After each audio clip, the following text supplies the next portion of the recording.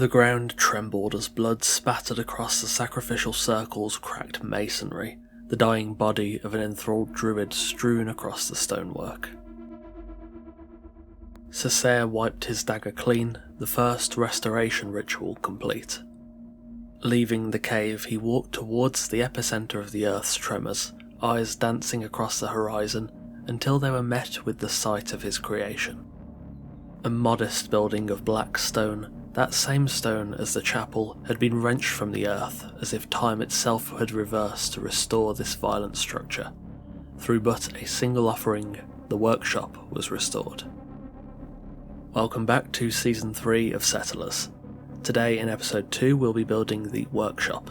This building is a key part of Cinis and acts as Cessair's base of operations in a way. The requirements for this build are on screen now. It's quite a simple structure and requires no mods, aside from one modded decorative table I chose to place inside the build. That table, however, is by no means necessary. So, without further ado, let's get started. Firstly, I started off by replicating the base plate you saw a moment ago on the requirements page. I used pillars and ceilings, placing it close to the edge of the cliff face to give it line of sight into the valley below. Once the base plate was finished, I then used the pillar trick that I've shown you before to frame the corners of the workshop, building the pillars 2 tiles high from the ceilings.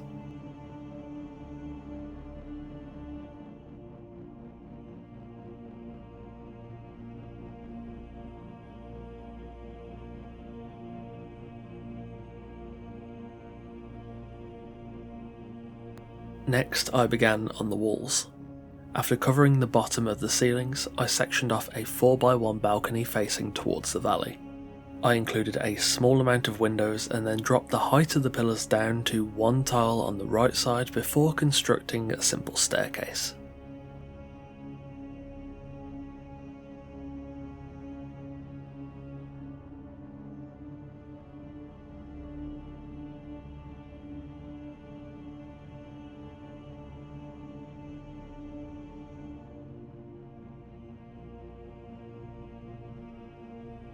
Once I'd finished the first floor walls, I used storm glass ceilings to build a small loft space above the workshop and raise the pillars up another tile.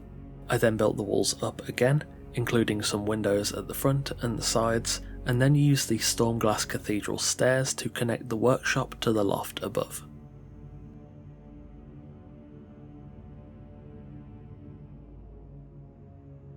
Next, for the roofing, I built a simple open gable over the loft with smaller gables in the centre to break up the space.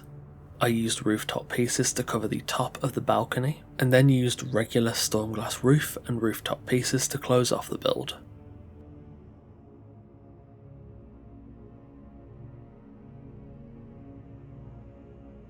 I finally built 2 small buttresses at the front of the build to finish off the workshop.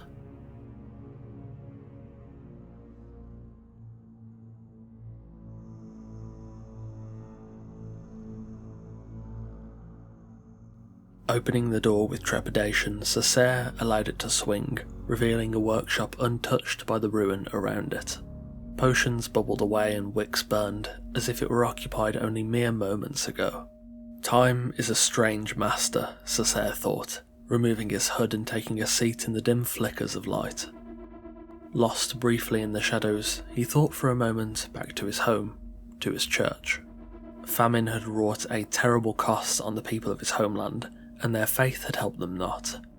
They lost that faith, and eventually so did Mazak, leader of the church. He was a rugged man, grizzled by war. One wouldn't expect his sort to lead a congregation, but lead he did. Disaster is often the ruination of faith, and on the day they buried the starved, Cessair retreated to the sanctuary of the church.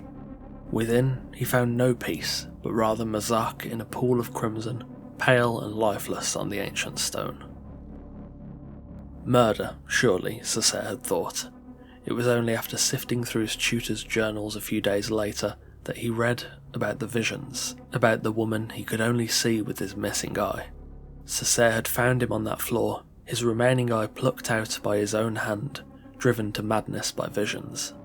His journal ended the day before his death with only 4 words: "Seek the blinded goddess."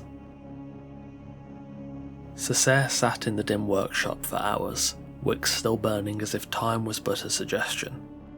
Mazak may be simply dust in the ground, but his message was clear. Cessair sought the blinded goddess at any cost.